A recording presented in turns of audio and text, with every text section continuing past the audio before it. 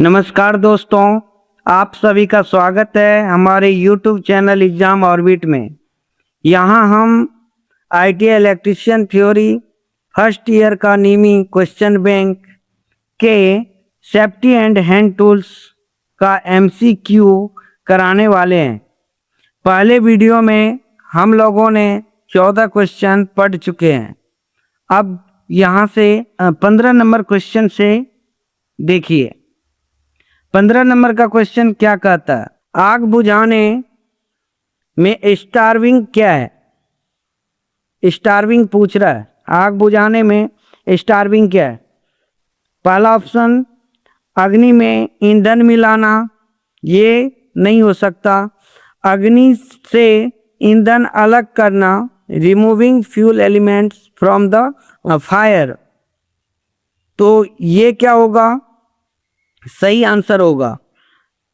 यानी स्टार्विंग में क्या होता है कि ईंधन को हम अलग करते हैं। जल का उपयोग करके तापमान कम करना, ये क्या कहलाएगा? ये कूलिंग कहलाएगा। और डी नंबर ऑप्शन है अग्नि को ऑक्सीजन की आपूर्ति से अलग करना, तो ये क्या हो जाएगा? स्मूथरिंग विधि हो जाएगा। ये कूलिंग हो जाएगा, ये स्मूथरिंग हो जाएगा, और ये कौन सा विधि है? स्टार्विंग विधि है। अब यहाँ पे बात आती है कि स्टार्विंग का मतलब क्या होता है? तो स्टार्विंग का मतलब होता है भूखे मारना। क्या होता है? भूखे मारना। भूखे मारना अर्थात इसका मतलब क्या हुआ? ईंधन की कमी। ईंधन की कमी। इसका सही आंसर क्या हो जाएगा? Option number B. अगला क्वेश्चन देखिए, 16 नंबर का क्या बोल रहा है? 16 नंबर का क्वेश्चन कह रहा है कि PPE का नाम क्या है? PPE का फुल फॉर्म क्या होता है? Personal protective equipment. तो ये जो फिगर दिया हुआ है इसका नाम बताना है। तो ये क्या है? Hand skin. ये क्या है? Hand skin. और ये जो दिखाई दे रहा है ये डार्क ग्लास होता है। ये क्या होता है? Dark glass. ये डार्क ग्लास होता है। बेसिकली आंखों को बचाने वाला एक ग्लास है ये। तो इसका सही आंसर क्या हो जाएगा? डी। अगला क्वेश्चन 17 नंबर का देखिए। 17 नंबर का क्वेश्चन क्या बोल रहा है कि अवशिष्ट निपटान विधि। क्या बोल रहा है? अवशिष्ट निपटान विधि कौन सी है जो बहुत सारी ऊर्जा बचाती है? क्या करती है? ऊर्जा बचाती है। तो ये क्या हो जाएगा? रिसाइकलिंग, मतलब पुनर्चक्रण। क्या हो जाएगा? रिसाइकलिंग। तो इसका सही आंसर क्या हो जाएगा? Option number B. अगला क्वेश्चन क्या बोल रहा है? किस प्रकार की कृत्रिम श्वसन विधि का प्रयोग उस पीड़ित व्यक्ति के लिए करते हैं जिसकी छाती और पेट में चोट हो? तो ऑप्शन पढ़िए, क्या बोल रहा है? पहला नंबर बोल रहा है शेफर विधि। तो शेफर विधि में क्या होता है? शेफर विधि में पीठ पर चोट हो। कहाँ पर? पीठ पर चोट हो। पीठ पर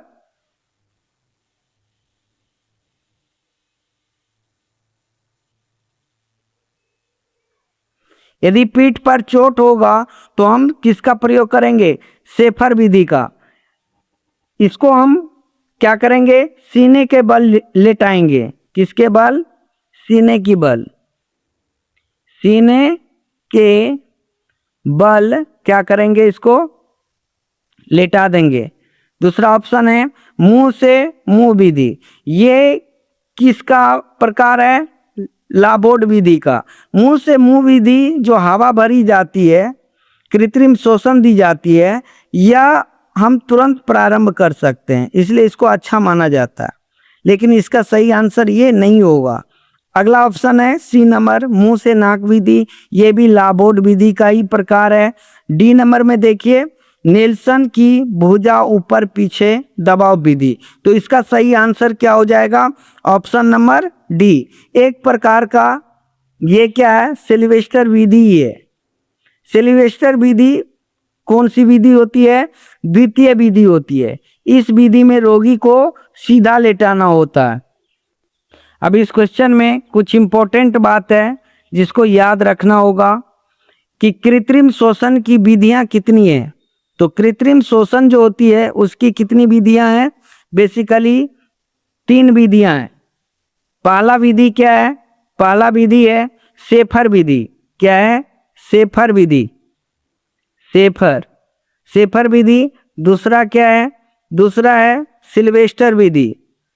कौन सी विधि? सिल्वेस्टर विधि। सिल्वेस्टर विधि। और तीसरा क्या है? तीसरा है लाबोर्ड विधि। कौन सा? लाबोर्ड विधि। अब बात आती है कि शेफर विधि किसको बोलते हैं। तो शेफर विधि जब जो रोगी व्यक्ति के पीठ पर छाले हो तो यह विधि हम क्या करते हैं? प्रयोग में लाते हैं। इस विधि को उत्तम माना जाता है। इसमें रोगी को पेट के बल लेटाकर छाती के नीचे पतला तकिया रखा जाता है। इसके बाद क्या किया जाता है? रिस्पिरेशन की क्रिया की जाती है। इसके बाद एक और बात याद रखना कि नेल्सन विधि भी इसमें यूज होता है। बोले थे कि इस सिल्वेस्टर विधि का एक प्रकार है नेल्सन विधि। नेल्सन विधि। अब ये नेल्सन विधि क्या होता है? इसी को बोला जाता है बैक प्रेशर आर्म लिफ्ट विधि। नेल्सन विधि को क्या बोला जाता है? बैक प्रेशर आर्म लिफ्ट विधि।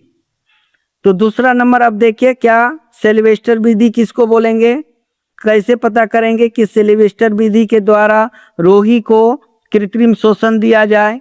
जब रोगी के सीने की ओर छाले पड़े हो तो इस विधि का हम प्रयोग करते हैं, सिल्वेस्टर विधि का। लाबोर्ड विधि, इसका 2 भाग है। कौन कौन? एक है मुंह से मुंह में हवा भरना और दूसरा है मुंह से नाक में हवा भरना। ये जो मुंह से मुंह में हवा भरा जाता है ये क्या होता है? हम तुरंत प्रारंभ कर सकते हैं। इसीलिए इस विधि को क्या माना गया है? सबसे अच्छी विधि माना गया, मतलब सबसे उत्तम विधि माना गया। तो इसका सही आंसर क्या हो जाएगा? इसका सही आंसर डी ही होगा, क्योंकि दूसरा विधि जो है सिल्वेस्टर विधि उसी का एक भाग है ये नेल्सन की भुजा ऊपर पीछे दबाव विधि। तो इसका सही आंसर हो गया डी। अगला क्वेश्चन देखते हैं।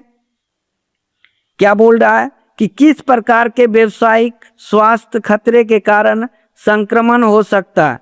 तो ये हो जाएगा जैविक हजार्ड, यानी बायोलॉजिकल हजार्ड। मतलब इसी के कारण कोविड आया था। इसी के कारण क्या आया था? कोविड आया था, कोरोना आया था। अगला क्वेश्चन देखते हैं। अगला क्वेश्चन क्या बोल रहा है 20 नंबर का, कि इस औजार का क्या उपयोग है? तो ये क्या है? ये है पिंसर। क्या है ये? पिंसर है। ये पिंसर है। क्या है ये? पिंसर। और पिंसर का उपयोग कहाँ करते हैं? लकड़ी से कील निकालने के लिए। कहाँ? लकड़ी से कील निकालने के लिए। तो इसका सही आंसर क्या हो जाएगा? Option number C. अगला क्वेश्चन देखिए। अगला क्वेश्चन क्या बोल रहा है कि दिल के दौरे से पीड़ित व्यक्ति को आप कैसे पहचानोगे? क्वेश्चन क्या बोला है कि दिल के दौरे से पीड़ित व्यक्ति को आप कैसे पहचानोगे? तो इसमें याद रखना कि होंठ के चारों ओर क्या होगा? नीला रंग आ जाएगा। तो ऑप्शन नंबर क्या हो जाएगा इसका सही? Option number D. अगला क्वेश्चन देखिए। क्या बोल रहा है कि इस औजार का नाम बोलना है। तो ये जो औजार है इसका नाम क्या होता है? Side cutting plier. क्या बोलते हैं इसको? कटिंग प्लायर बेसिकली बोला जाता है, लेकिन इसी कटिंग प्लायर को हम क्या बोलते हैं? डायगोनल कटिंग प्लायर भी बोलते हैं। इसीलिए ऑप्शन नंबर क्या हो जाएगा इसका सही? डी। अगला क्वेश्चन देखिए। 23 नंबर का, इस सुरक्षा चिन्ह का नाम बताना है।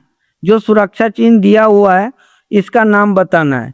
तो ये क्या हो जाएगा, इस सुरक्षा चिन्ह का नाम जो आपका नियमी क्वेश्चन बैंक है उसमें गलत है। इसमें क्या बताया गया है, डी, लेकिन इसका सही आंसर क्या हो जाएगा, बी, मैंडेटरी साइन। ये आवश्यक है कि आपको क्या करना होगा, ग्लोव्स जो है पहनना होगा।